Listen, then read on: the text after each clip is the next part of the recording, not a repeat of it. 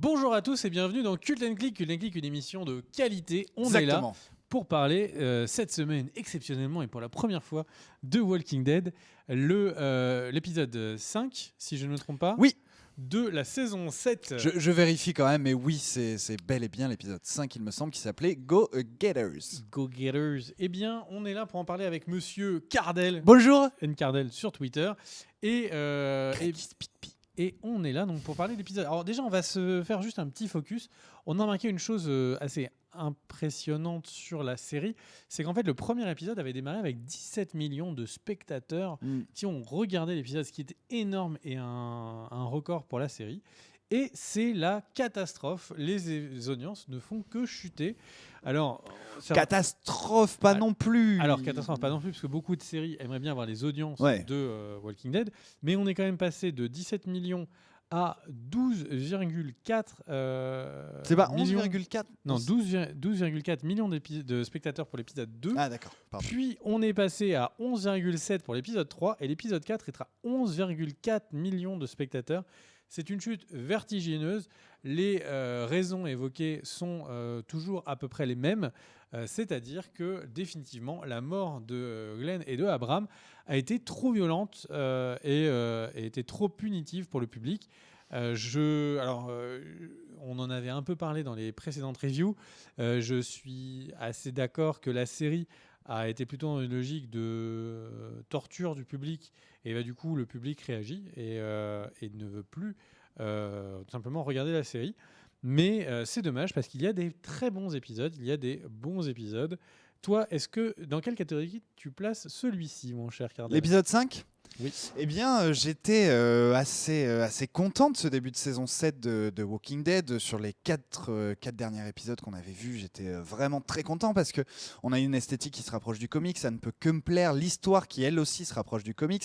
Une façon de monter, de réaliser qui a un peu changé. On s'ennuie moins, d'après moi, ce n'est que mon avis, sur ces épisodes de Walking Dead.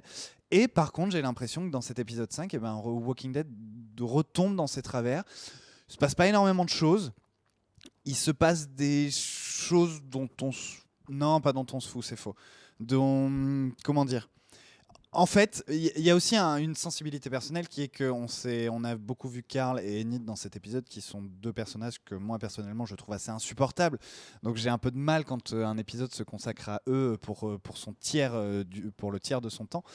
Et puis, voilà, un épisode assez lambda, un épisode un peu pause.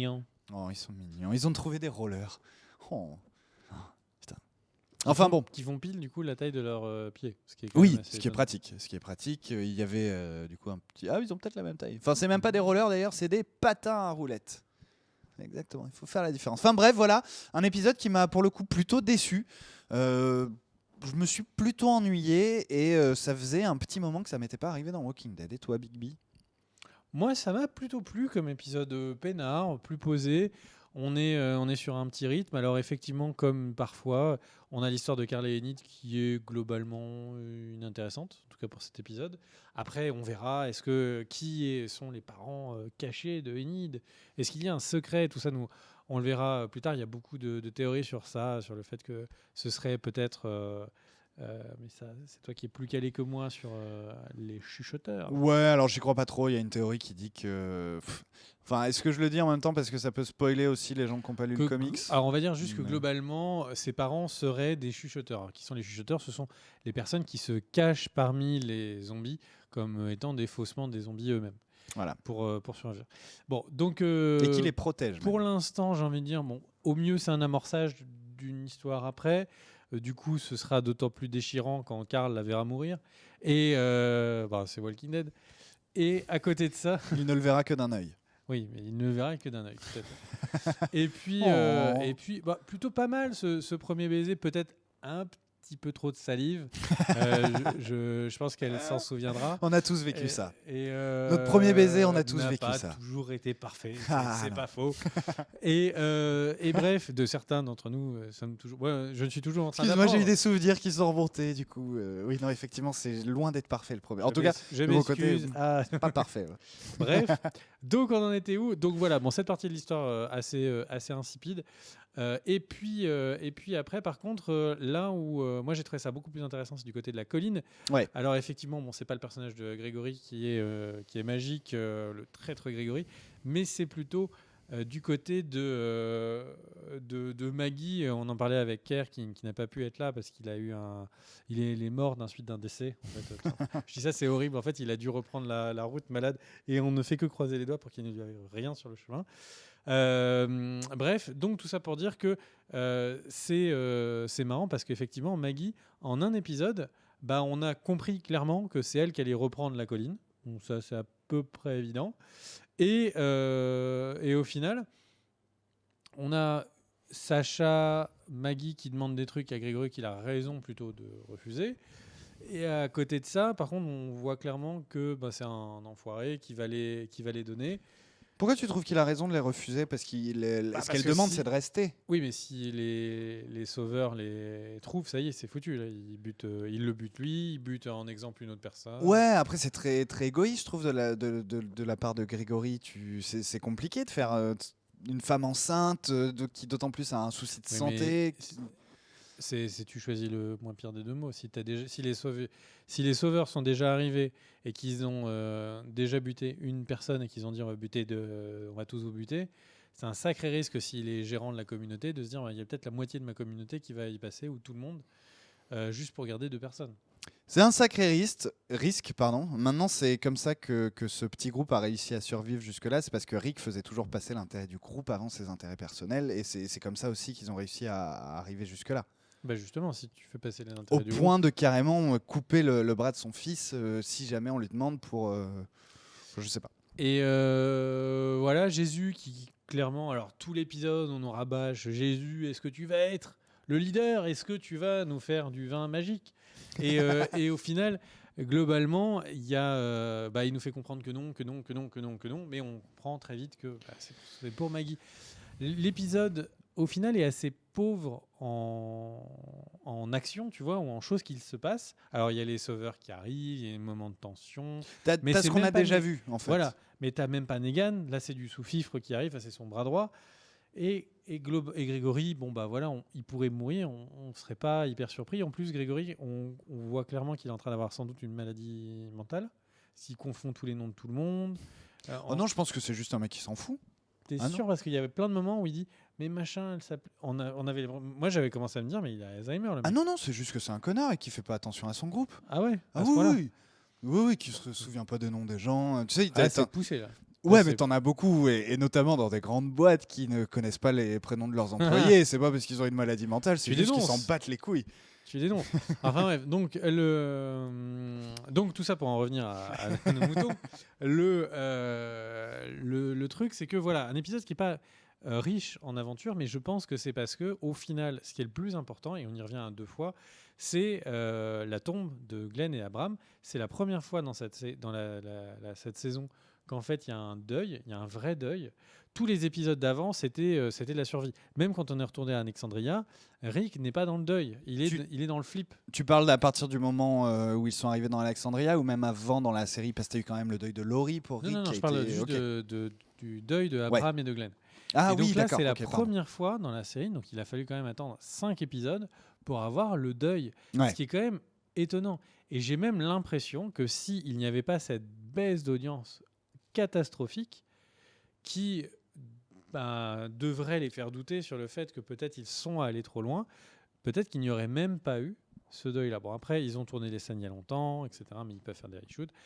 Globalement, je pense vraiment que l'épisode ne sert que à ça, à dire à Maggie et à Sacha, qui sont chacune donc la femme du décédé, la dernière femme, Abraham en avait une autre, mais la Maggie dernière femme, rit, du coup. Oui. Elle est géniale, il est bien ce passage. Et je pense que l'épisode est sur ça. Et en soi, c'est suffisamment important pour que ça ne choque pas que l'épisode ne soit au fond que sur ça et que le reste ce soit du spectacle. Oui. Après, j'ai trouvé en fait ce qui amène ce que tu expliques, donc que Maggie va reprendre la colline, voilà le gros girl power qui est en train d'arriver dans Walking Dead. Je le trouve mal amené dans cet épisode où on a notamment cette scène où il y a une voiture qui a été balancée dans l'enceinte avec les portes ouvertes, musique à fond, des grilles sur les fenêtres, des cadenas pour pas pouvoir l'ouvrir. Et J'ai trouvé ça un peu facile et un peu gros, le fait de voilà, ça arrive là, et Maggie, c'est elle qui prend les choses en main directement, qui dit à Jésus, Jésus, va l'aider, comme si tu vas pas me faire croire que Jésus a pas vu et n'y serait pas allé de lui-même. Enfin voilà, j'ai trouvé ça un peu maladroit dans l'exécution et dans la réalisation de cet épisode, ce qui m'a un peu dérangé du coup. Et d'un côté, donc Maggie reprend le contrôle. Ouais. Et de l'autre côté, il y a ce plan qui n'est pas là pour rien, mais qui n'est pas là pour être très utile, où il y a Sacha qui aiguise le couteau avec le cigare. Le plan est connecté avec rien avant et il est connecté avec rien après. Non. Il n'y a pas d'action. Le son est même dérangeant. C'est juste qu'il est là pour dire, voilà, elle est là pour se venger d'Abraham et pour reprendre le côté gros muscle. Donc on est vraiment sur un épisode qui est peut-être juste un épisode d'annonce. Voilà, on a fait le deuil. On s'est rappelé quelques instants. Limite, j'aurais pas trouvé ça pâteau d'avoir un petit flashback, tu vois, de Glenn ou un petit flashback de Abraham. Là, leur présence est là, mais on n'ose même pas, tu vois, revoir leur visage. Ouais, leur présence est là. On nous fait un petit clin d'œil avec les ballons. Alors effectivement, on était un peu passé à côté sur que c'était un hommage à Glenn, ces ballons. Là, enfin, on le voit vraiment. Je pense pas qu'il y avait besoin de flashback. Ça, il y a trop de petits éléments comme ça mis un peu à droite à gauche. Je sais pas. Et tu parlais de vengeance. Et on a Carl qui finit dans le camion. Carl qui finit dans le camion pour Negan. Alors. Gros coup de bol quand même, il tombe pile dans le bon camion parce que Jésus nous dit avant il n'y a qu'un seul camion qui va partir pour Negan, tout le reste va à l'avant-poste. Carl a quand même vachement de bol de tomber pile dans le bon. Alors, et il retrouve Jésus. Il a du bol, il tombe pile au bon moment à la colline. Bon, tout ça, bon, c'est une série. Ouais, mais j'ai trouvé cet épisode maladroit sur plein de petits trucs. C'est vraiment un épisode qui est un nécessaire evil, tu sais, c'est un mal nécessaire.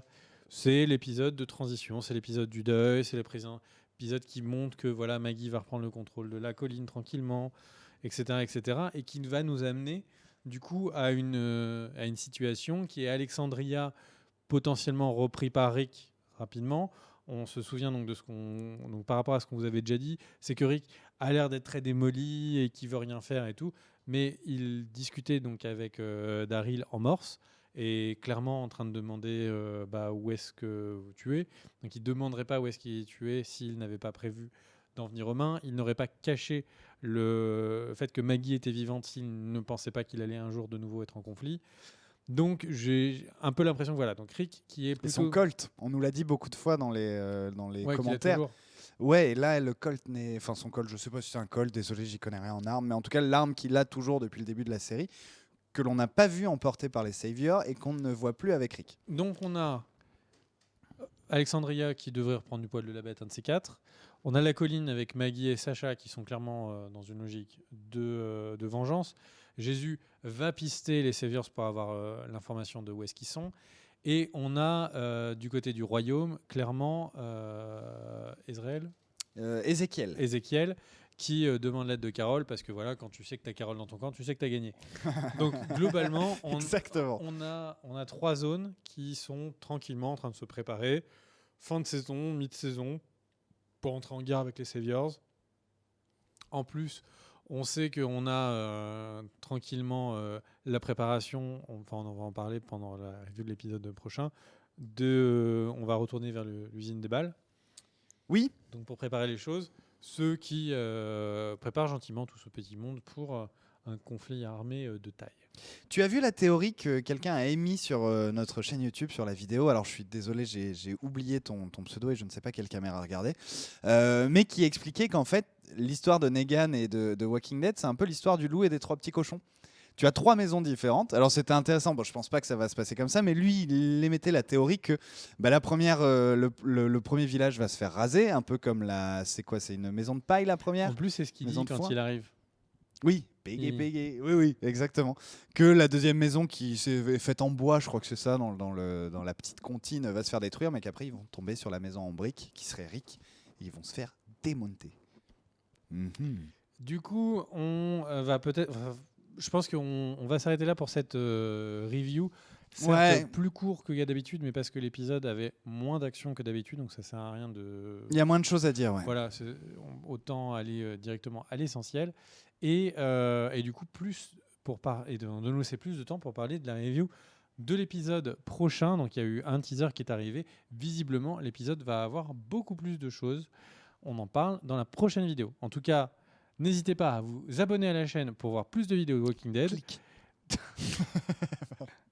À liker la vidéo, ça lui permet d'avoir plus de visibilité sur YouTube, ainsi que de laisser un commentaire avec vos théories ou vos commentaires. On les lit tous, Ker les lit tous, et après, gardez-les-moi, on lit ce qui reste.